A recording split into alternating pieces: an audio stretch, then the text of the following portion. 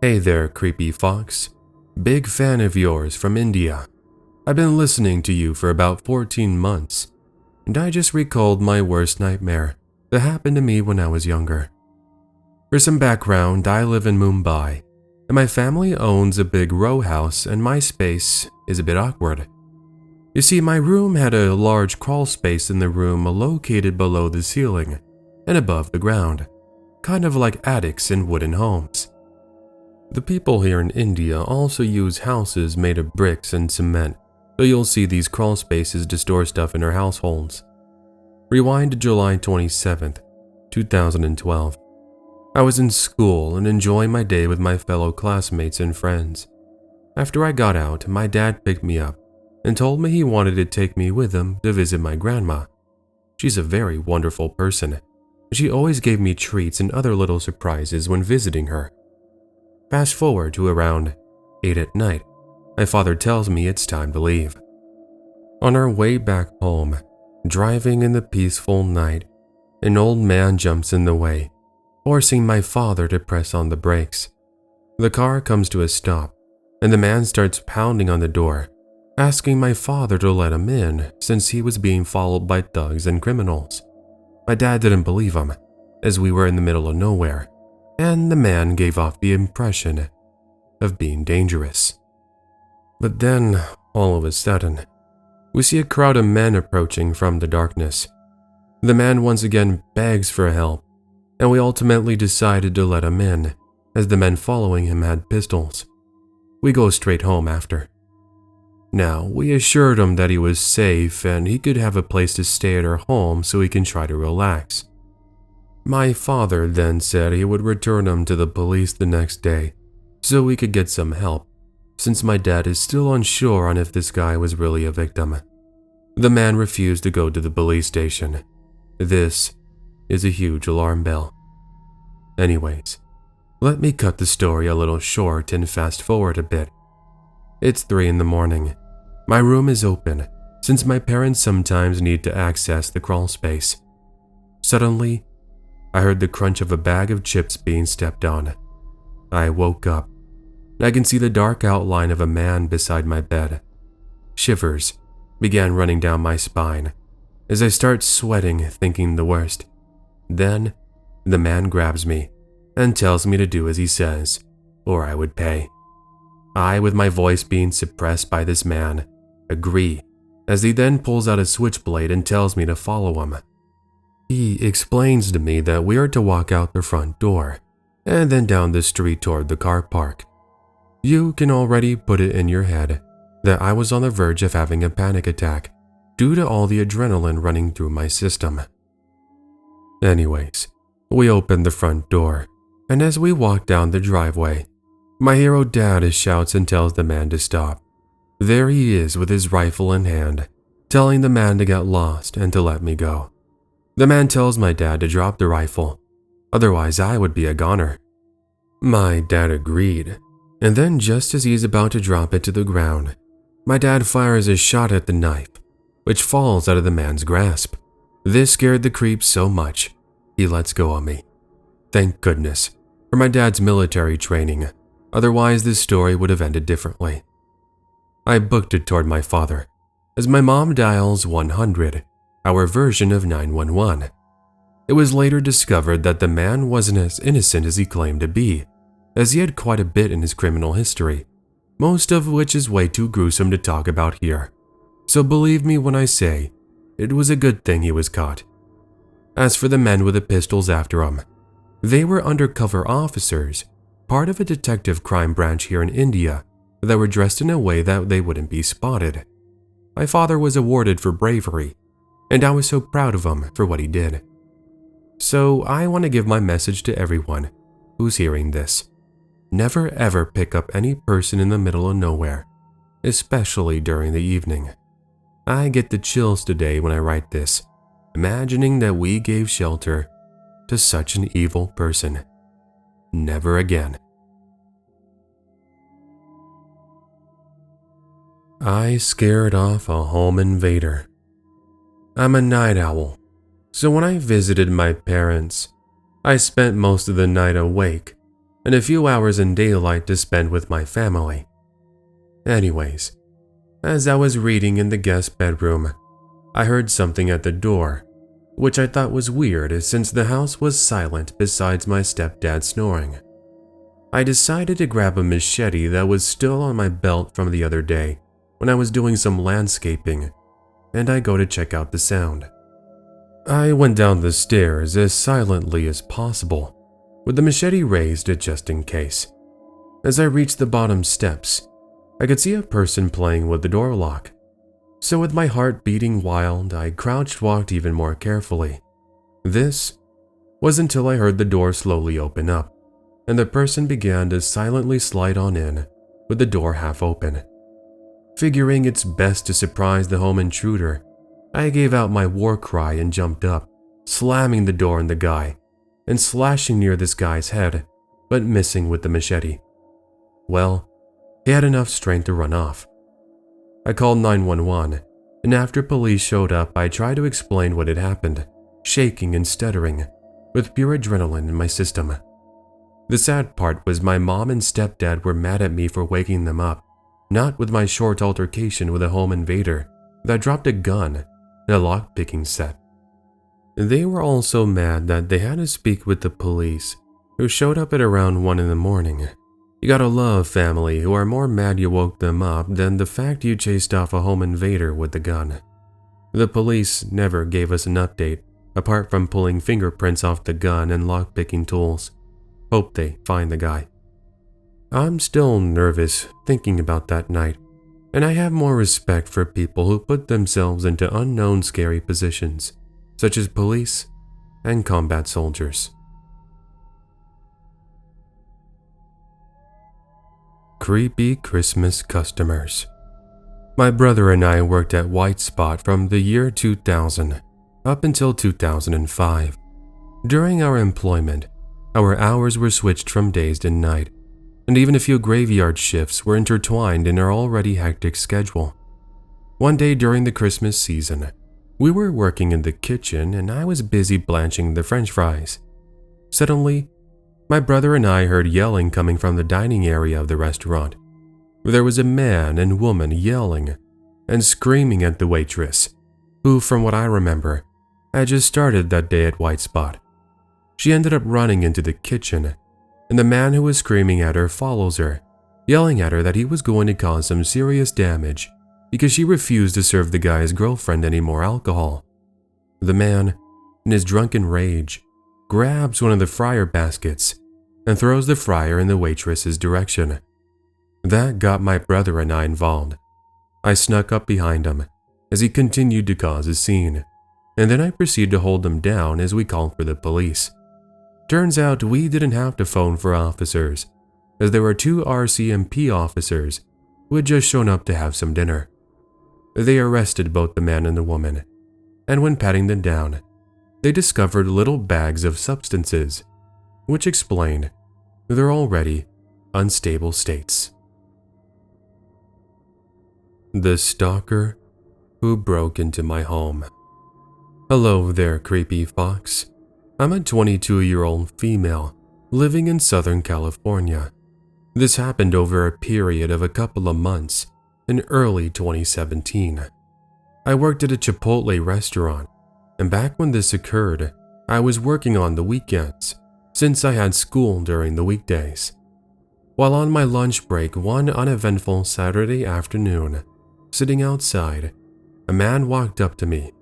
He appeared a little older, was wearing business casual with clean-cut hair and a light stubble. Nothing about him really seemed off, so I said hello as he asked if he could take a seat with me. The other tables were full, so I, being a good person, said yes, as he then takes his seat. Bear in mind, he hadn't ordered anything from Chipotle since he didn't have a plate. I assumed maybe he just wanted to take a seat or something. As I ate, I couldn't help but notice him looking at me weird, sort of like I had something on my face. I put my fingers on my cheek, but I felt no food.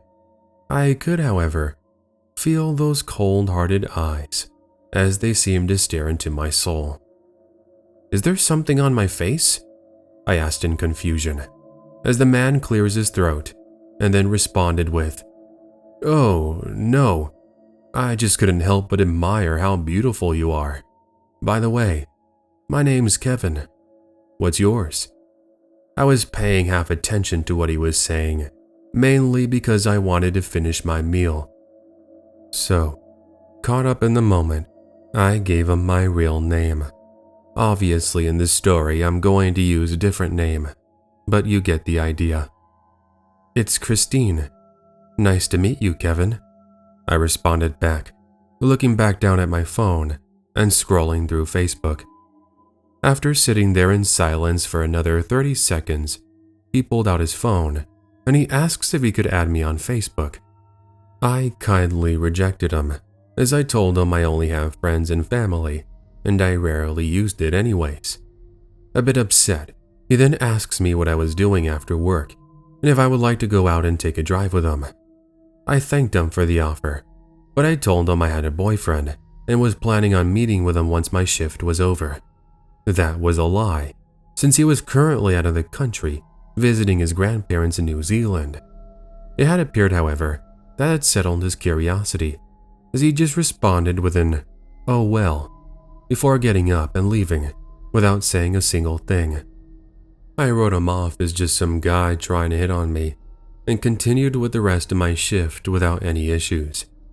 Fast forward, later that evening, I was back at home watching some cartoons with my little brother, and as he reenacted one of the scenes that had taken place, I took a look at my phone and I opened Facebook, mainly because I wanted to see if my classmate had gotten back to me regarding a project we were working on together. I didn't see anything from her. I did, however, notice I had a new friend request. I opened the notifications tab and clicked on the profile. I was shocked to see it was the same man I had encountered over at Chipotle. How he found me? Well, that just shows you how determined people can be. It was definitely creepy, and silly me should have blocked him right there and then, but I ignored it thinking there wouldn't be any more problems. I was wrong. Fast forward, 1 week later, I ended up getting a message from this Kevin guy, going on to fully describe the outfit I was wearing at school. Yes, not at work, but at my university. I suddenly went cold as I responded back on how he even knew of the university I attended.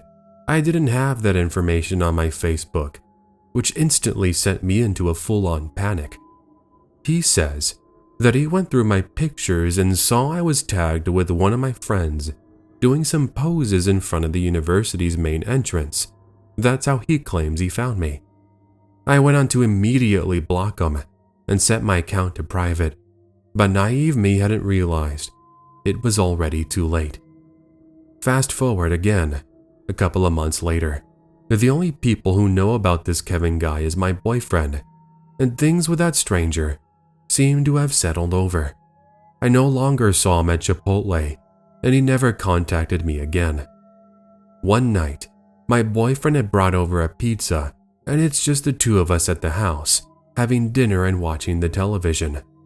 At roughly 11 p.m., we end up hearing what sounds like leaves crunching just outside the living room window. We do have neighbors, but most of them are elderly and are never really out late since they're early birds. As for my little brother, he was fast asleep in his room, and my parents were going to be back home until the following morning. At any rate, we ignored the noise, but when we heard what sounds like a window being opened, that's when we really went into overdrive. My boyfriend immediately gets up from the couch and then heads over to where he had heard the noise. I'm still in the living room, mind you, and after my boyfriend had left, not even 10 seconds later, I hear him yell at someone. I got frightened, and I went to grab a knife from the kitchen, and then I run over to where I could hear my boyfriend.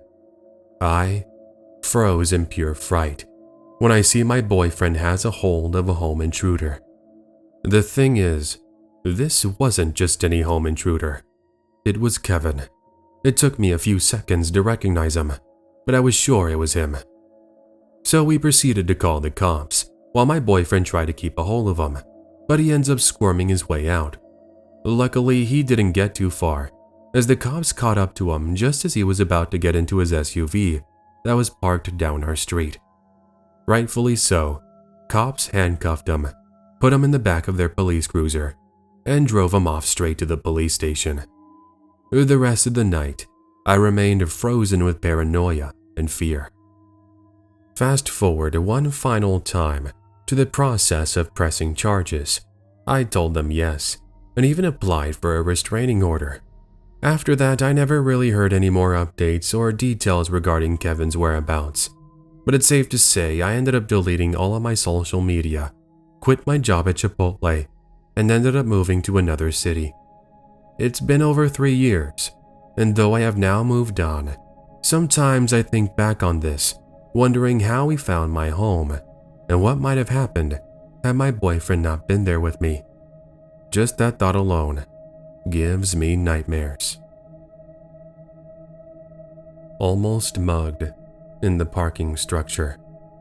I started working at a coffee shop at the train station in my town when I first started college 7 years ago. I only chose that location because a friend of mine was working there, and she referred me to the manager. During my 2 years of employment, I had many strange encounters with some not-so-kind customers. You had the ones who complained about their drinks not being made the right way, when they clearly were, just that they wanted to cause trouble.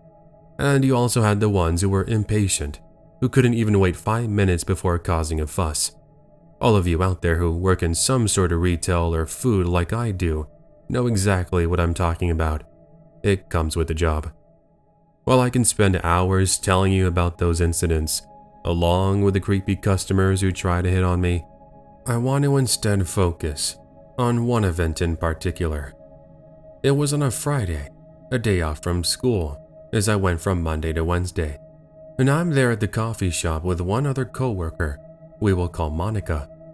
It's roughly 9 p.m., and I'm getting ready to clock out at 10 p.m. I couldn't wait to get home because I wanted to continue binge watching Breaking Bad, one of the greatest shows of all time, I might add. At about 9:30, we ended up getting a rush of customers due to the train just arriving in the station, and as I started taking orders, I couldn't help but feel eyes on me. I don't really know how to best describe it to you. It's a feeling I truly believe you only experience or can understand when it happens to you. It's like your body just knows something is awry, but you can't quite put your finger on it. I was able to see this dilapidated man outside the window in a hoodie, and in that moment, I got this really bad feeling about his presence. Not that I was trying to be mean or judge him. I was able to put 2 and 2 together. But the good thing is I'm in here with all these customers, so it's not like he's going to try anything, right? Well, don't forget him.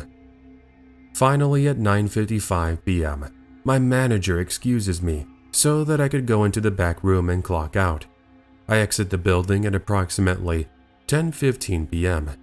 Here's when my night was about to get worse. I had parked across the street in a parking structure that's next to the bus station. The only thing I didn't like about parking there were the shady characters who hung out in the park next to said parking structure. In my time working at that coffee shop, however, I never had any issues with anyone. I did carry pepper spray with me just in case. Well, as I made my way across the street and start walking into the parking structure, I couldn't help but hear footsteps keeping up pace with me. We are near the downtown district, and as it's busy at night, there are people out and about. I didn't really focus too much on the source of the noise until I entered the parking structure. I took a look behind me, and I can see the man who was looking at me from outside the coffee shop. I got the chills, and I start picking up my pace, dreading to have parked all the way at the back end of the parking lot. The man starts to pick up his pace as well, and it's at this moment I realize he's after something. I reached into my purse, grabbing my pepper spray, now going into a full-on sprint, hoping I don't trip or fall on any sort of trash, as there was quite a bit on the floor. I reached my car, using my Bluetooth car keys to open the front door. And no lie, this guy was within inches of grabbing me. It's at this moment I get a better look at him, and he's furious. He starts to pound on my window, and even worse, it appears he now has a switchblade. I'm sweating like crazy as I start to back up, and you'd think this would be the point the man gives up, but he reaches for the door handle yet again. Suddenly, I heard someone yell, being muffled by my windows being up, and this man stops in place, and then throws the switchblade to the ground and starts to take off. I looked in my rearview mirror and I can see a police cruiser start chasing after him. My lucky night. I ended up sticking around, and I gave the officers my side of the story, of course once the man was safe and secure. I'm not sure what happened to him after, but I believe along with my friends that he was going to try and mug me. Thankfully that never happened, and the heavens above were watching and protecting me that evening. My advice, if I could give it, always be aware of your surroundings. If you can, try not to walk all by yourself, especially in the evening, because that's when the bad ones jump into action.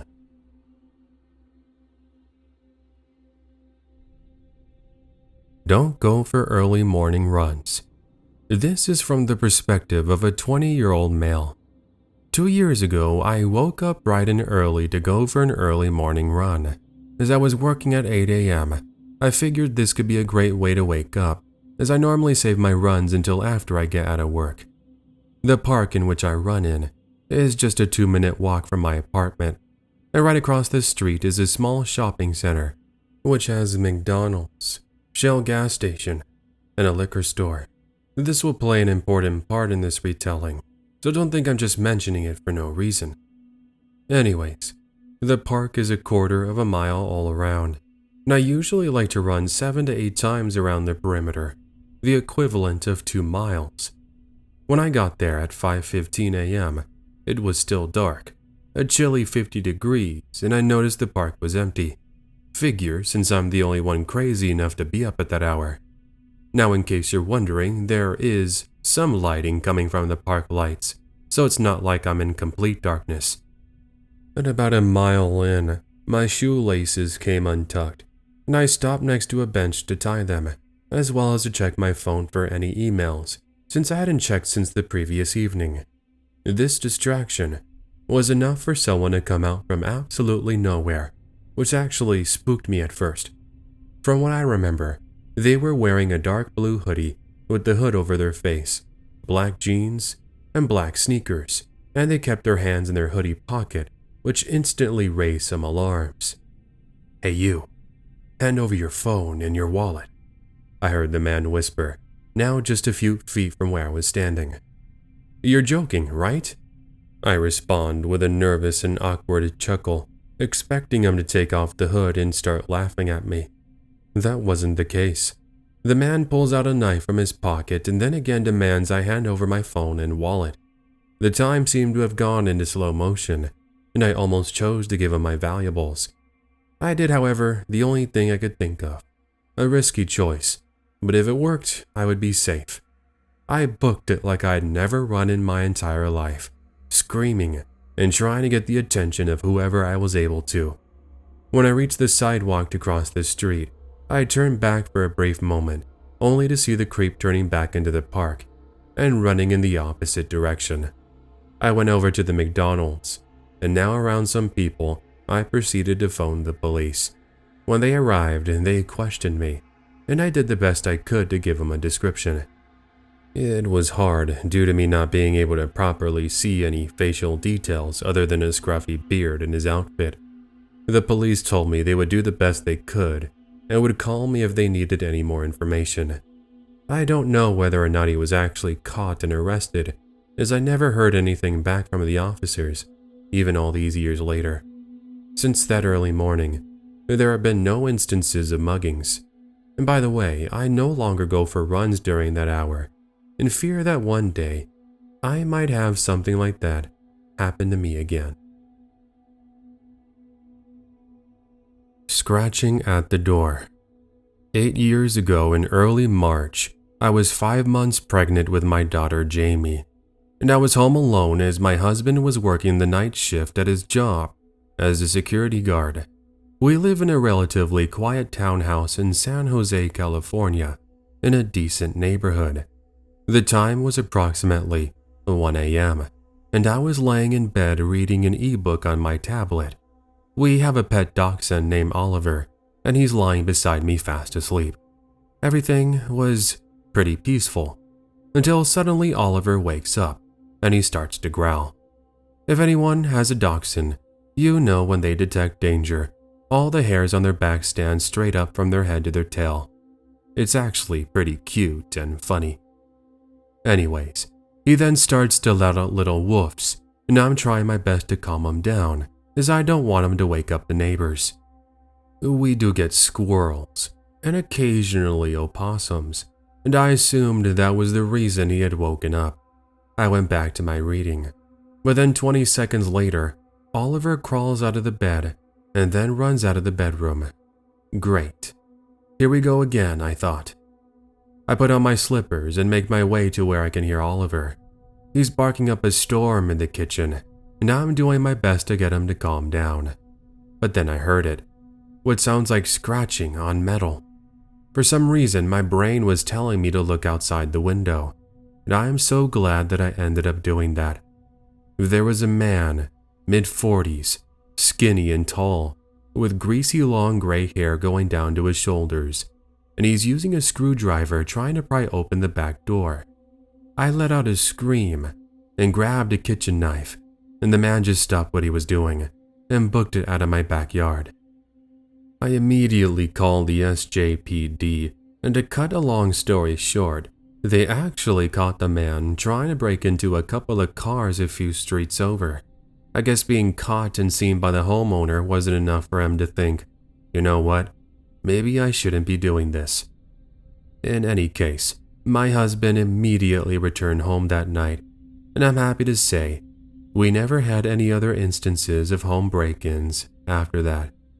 By the way, this isn't part of my story, but I want to let you know that my daughter is also a huge fan of your videos, and she loves the animation you and your friends produced.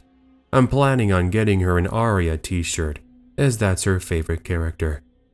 Keep up the great work, Creepy Fox. Hope to see more. But until then, stay safe, Merry Christmas, and a Happy New Year to you and your family.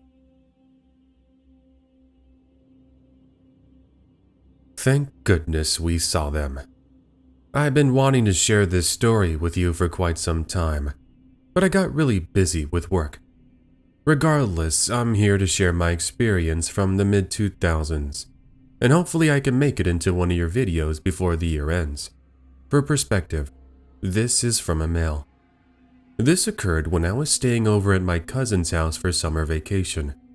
I always loved going there because not only did they have a huge backyard that backs up into a forest, but they had a pool in which my cousin Eric and I went swimming in all afternoon.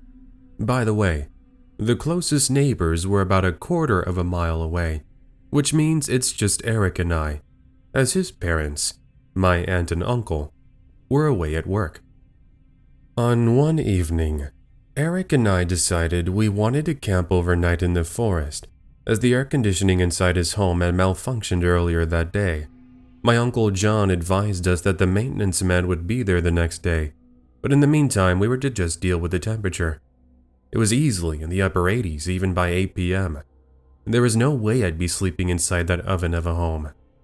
To this day, choosing to sleep inside that tent made for one of the strangest, and might I say, scariest nights of my life. So we didn't actually go all the way into the forest. We instead chose to camp just next to the backyard fence that separates the forest and my cousin's home, so I'm still counting it. My uncle let us borrow his old red tent that him and his buddies used to use when they would go hunting back when he was younger. It was very spacious and made for quite the palace for these two teenagers. We brought along my laptop and some DVDs to watch movies, and also had a bag of chips, some sodas, and sandwiches my aunt had just made earlier that day. There was also an old lantern and my uncle's hunting knife, because, for protection. Fast forward to about 2 in the morning. I woke up with the strong urge to use the restroom. I was going to just go right outside, but I wanted to go and grab some water, as we had no more and I was pretty thirsty.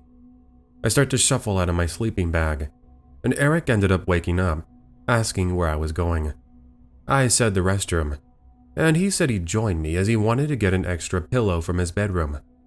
So we opened the fence door, and as soon as we are on his property, we ended up noticing movement next to the back glass sliding door.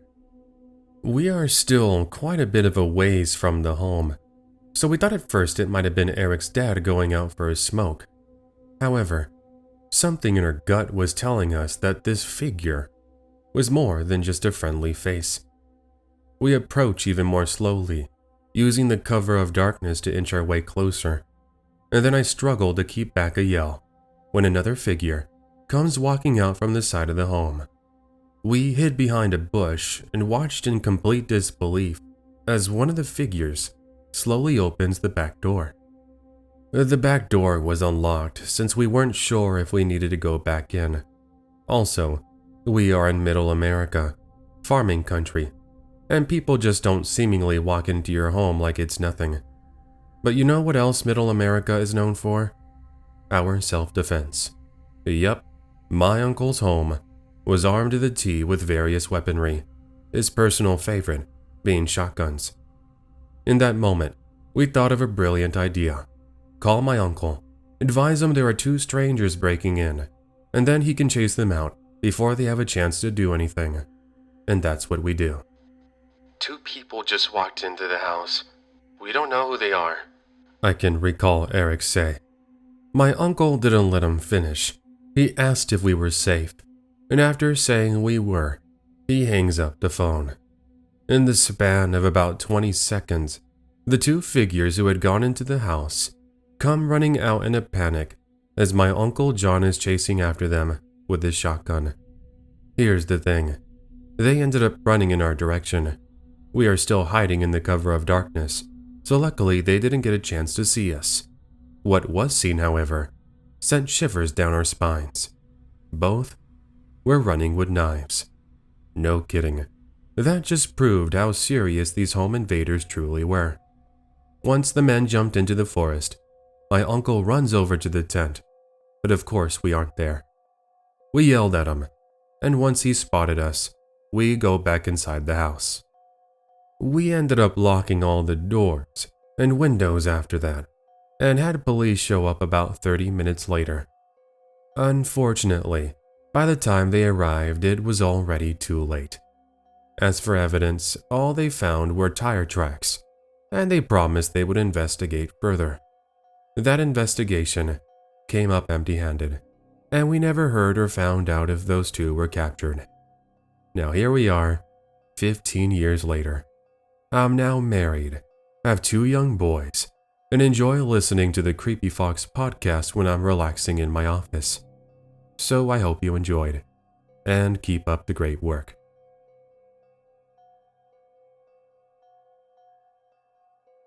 Needles. Yeah, no thank you.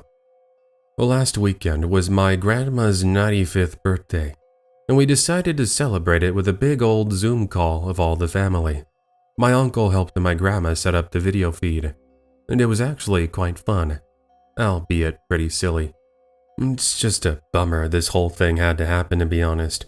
I would have rather have been there in person, but it's better not to be selfish. Anyways, after the Zoom call and our little party, if you want to call it that, my stomach started to growl, and I decided now would be a perfect time to feed the beast. That beast being my stomach. I already knew walking over to the kitchen was going to be pointless since I still hadn't gone shopping. I was too lazy to go. I could use Uber Eats or even call a pizza. But dude, you know how much they charge for delivery? Don't get me wrong, I know they gotta make money too, and I appreciate the hustle. but when you constantly order delivery, it gets pretty costly. So I gave myself a slap on the rear and I say I'm better off just going to pick up the food myself. But what to get? After 5 minutes of looking at Yelp, I decided to get Chinese food from a local restaurant in which I knew the owners. I hadn't been there in about a month anyways, thus I figured it was a great way to go and support them, and also say hello. I drove over there, about a 7-minute drive, and the first thing I noticed was how quiet the parking lot was. There were barely any vehicles in this small little shopping center, which consists of the Chinese restaurant, Chick-fil-A, a PetSmart, and a Target. No issue for me as parking was a breeze. The good thing was the line was pretty short, so I was only there for a couple of minutes. Once I grabbed my food, I start to make my way to my vehicle, parked next to some shopping carts, and a parking lot light. When I'm just about to reach into my pocket for my keys, I see someone approaching me from my right. I looked over thinking it was just going to be some random customer from one of the stores, but instead it's this woman, maybe mid-30s, with long dirty blonde hair and beat-up clothing. "Hey, do you have any money on you?" she asked in what sounds like a genuine and kind tone. "Nah, sorry. I just actually used the last little bit to get some food. I can buy you something if you're hungry. I'm not the kind of person to just hand out money, but I don't mind helping someone with a little meal anytime I can." I know I said I was trying to save money, but I felt pretty bad for her, even though looking back now, I shouldn't have. "No, I want money. Do you have any?" she says once again, now making her way closer to me and trying to block me from entering my own vehicle. I got a bit uncomfortable and just chose to ignore her and told her I needed to get going. She then does something absolutely crazy. She reaches into her pocket and I jumped back as she almost stings me with a used needle. I went cold as she then started to chase after me. Now I'm running like a scared little girl, catching the attention of a couple of older men. The lady did stop following me, and she just tucked her tail between her legs and booked it in the other direction. I, as you can imagine, was scared beyond belief.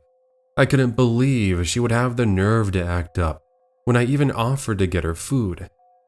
Regardless, I called the cops, and once I was safely in my vehicle, I gave them a descriptive detail of the woman when they arrived a little bit later. They ended up grabbing her about 10 minutes after. All the officers asked me was whether or not she was the one with the needle, and after I said yes, they put her in the back of their police cruiser. I gave them my number as they said they'd call back if they needed any more information, but as this just happened last weekend, I haven't heard anything. I'll update you if anything comes up, and maybe you can feature it in another episode. It probably won't be a full-length write-up like this, but maybe you can just say something like, "Here's an update from one of the subscribers who sent in their story last time," followed by whatever I tell you. Anyways, I'm still a bit disturbed by the whole thing, but I guess I just hope she can get the proper help that she might need. Before I get started with narrating this last story, apologies if you've already heard it. I'm not exactly sure if I've already narrated it. I had it in a folder where I had stories that I kind of saved, but again, I'm not sure if I've already featured it or not. It doesn't sound familiar. I mean, I've done thousands of these stories, so it's kind of hard to remember. But anyways, here it is. If you haven't heard it, then check it out. Insert skydiving dude 21 here. I'm female, and this took place during my sophomore year of college, back around 2008, so I was 20 years old. Anyone else remember the days of messaging on Microsoft Messenger? I guess you could call it a social media app if you wanted to. I mean, it did allow you to connect with friends and family, albeit you didn't have any sort of big profile. Well, this was also during the time when my friends and I had really gotten into Call of Duty 4. I recall all the afternoons we would hop onto multiplayer and play for hours into the night. Afterwards, we would go onto Messenger and talk about random things until we each fell asleep. Good times. I remember one day during our multiplayer session, I received a friend request, I forget the exact gamer tag, but it was something like Skydiving Dude 21. I wanted friends, so I accepted the friend request. The name did seem familiar too, so when I looked at the scoreboard, he was one of my teammates. They soon sent me a message, and they said, "Hey, good game. Do you play this game a lot? I'm looking for friends to play together. Hope you don't mind I added you." I was happy that someone wanted to be my friend on Xbox. That's seriously how it should have remained. We had been playing together for approximately 3 months, and he wanted to know if I had Messenger. I didn't think twice, so I said yes, and we added each other on there. This was when things would start to change. It started off just by talking about school, life, exchanging pictures, but then it started to get a little bit creepier. Unfortunately, I had grown to trust him to the point that I told him about where I lived and what school I went to. This should have been normal, but one day, he stopped messaging me. He no longer went on Xbox, and I never played with him. By now, a year had passed, and I opened my Facebook account. Sadly for me, I don't think about making my name and locations private. These were the early days, so I never really thought too much about it. One evening while at my dorm, I began to hear what sounds like my doorknob moving. My roommate was out of town, so I was the only one in there. It's not like it could have been my roommate, right? Anyways, I walked over to the living room window, and that's when I see them. Someone with a hoodie and a knife. "Hey, open up, beautiful. It's your friend from Xbox. Let me in so we can have fun." I got so scared. I booked it toward the kitchen, where I ended up calling campus security. Luckily, a nearby security guard had noticed him running away, acting up, and had stopped to question him. Guess who it turned out to be? Yup, Skydiving Dude 21. It turned out he ended up tracking down where I lived with the information I gave him, along with the information on my profile. His intentions? Well, you can only begin to imagine. In summary, I told the security guard about who this guy was, and they ended up getting police involved. Safe to say, I have never heard from him or seen him again. Hey there everyone, thanks for making it to the end of today's episode. If you guys enjoyed the stories and you're brand new around here, then make sure to hit that subscribe button and the bell beside it. That way you'll be notified of any and all future uploads here on the Creepy Fox YouTube channel. Also, let me know what you thought. Leave a comment down below. Also, if you guys want to go ahead and support me, then consider becoming a channel member. You'll get your name featured in a future episode, as well as get early access to all my future uploads. Also, happy to announce there are some brand new designs just in time for Christmas if you guys wanted to pick up some merchandise. You guys can check out the link in the description below, or you guys can check out the merch shelf that's right below the video. I've even got some awesome designs from my anime, Aria Rose, if that's something you're into. Lastly, I just want to go ahead and shout out my channel members. Thank you to Bo and Robbie.